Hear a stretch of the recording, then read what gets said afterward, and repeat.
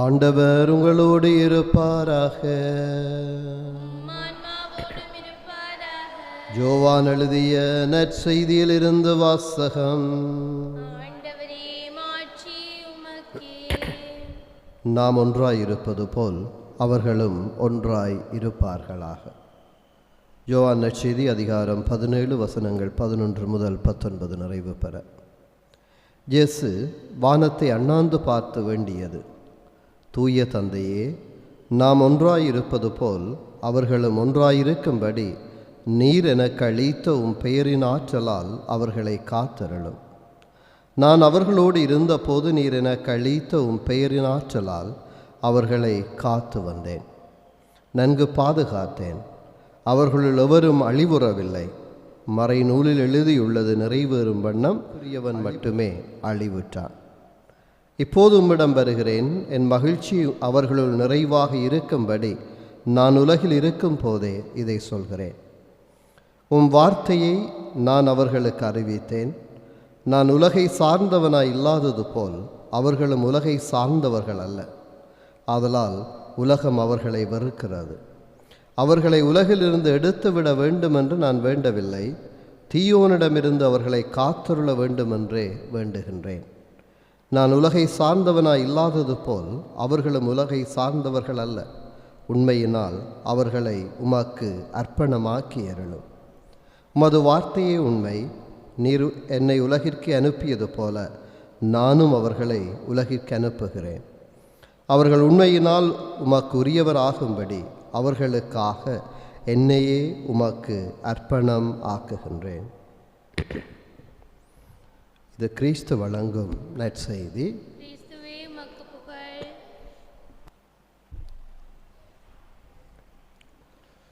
அவர்களை உமக்கு அர்ப்பணமாக்கி அருளும். பிரியமான சகோதரங்களே, ஆண்டவர் இயேசு தன்னுடைய இறுதி நேரங்களிலே யோவான் நற்செய்தியாளர் தருவது போல் ஒரு நீண்ட பெரிய ஒரு சுபத்தை அவர் ஏறெடுக்கின்றார். அந்த சுபம் தன்னுடைய சீடர்களுக்காக, உலகினருக்காக அர்ப்பணிக்கிற ஒரு சுபமாக இருக்கிறது. இந்த சீடர்களை, தன்னுடைய அப்போஸ்தலர்களை இறைவனிடம் ஒப்புக்கொடுத்து எவ்வாறு தாமும் இறை தந்தையும் ஒன்றாயிருந்தார்களோ அதுபோல அவர்களும் ஒன்றாயிருக்கும்படியாக அவர்களுக்காக வேண்டுதல் செய்கிறார். இந்த உலகிலே வாழ்தல் என்பது ஒரு சவாலான ஒரு வாழ்க்கை. சில வேளைகளிலே எம்மிடமும் அந்த சோதனை ஏற்படுகிறது. இறைவனுடைய திருவுளம் எது என்பதை நாங்கள் அறிகிறோம்.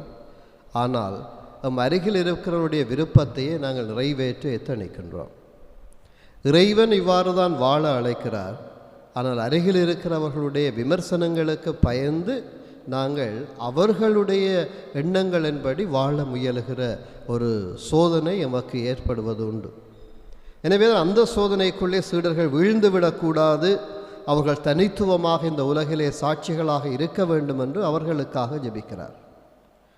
இந்த உலகத்திலே இருந்து கொண்டு இந்த திரு அவையிலே பணியாற்றக்கூடிய நாங்கள் ஒவ்வொருவருமே அவ்வாறு தான் வாழ அழைக்கப்படுகிறோம். உலகு சார்ந்தது அல்ல, உலகிலிருந்து தனித்துவமாக இறைவன் சார்ந்தவர்களாக, அவருக்கு அர்ப்பணமானவர்களாக, அந்த உண்மையினால் உந்தப்பட்டவர்களாக நாங்கள் ஒவ்வொருவரும் வாழ வேண்டும் என்பதே இறைவனுடைய அழைப்பாக இருக்கிறது. இந்த அழைப்பினால் உந்தப்பட்டவராகத்தான் பவுல் அடிகளாரும் அந்த எபேசு சபை மூப்பர்களுக்கு சொல்லுவார். தான் எவ்வாறு அந்த மக்களை வழிநடத்தி வந்ததையும் அவர்கள் எவ்வாறு விழிப்பாக இருக்க வேண்டும் என்பதையும் அவர் எடுத்து எம்புகிறார். அந்த தூய ஆவியினுடைய அருள்பொழிவை பெற்ற அந்த மக்களாக அவர்கள் இறைவனுக்குரியவர்களாக வாழ வேண்டும் என்பதை பவுலடிகளார் அந்த எபேசு நகர் மூப்பர்களுக்கு சொல்வார். கடவுளின் திருச்சியை மேற்பதற்கு தூய ஆவியார் உங்களை கண்காணிப்பாளராக ஏற்படுத்தியுள்ளதால் உங்களையும் மந்தை முழுவதையும் கவனமுடன் காத்து கொள்ளுங்கள். எனவே மத்தியிலே ஓநாய்கள் இருப்பது போல பலர் ஓநாய்களுடைய வடிவத்திலே வந்து குழப்பங்களை உருவாக்குவார்கள். எனவே அதன் மட்டிலே நாங்கள் மிகுந்த விழிப்பாக இருக்க வேண்டும் என்பதை பவுலடிகளார் எபேசு சபையின் மூப்பர்களுக்கு கூறுவது போல எமக்கும் நினைவூட்டுகிறார்.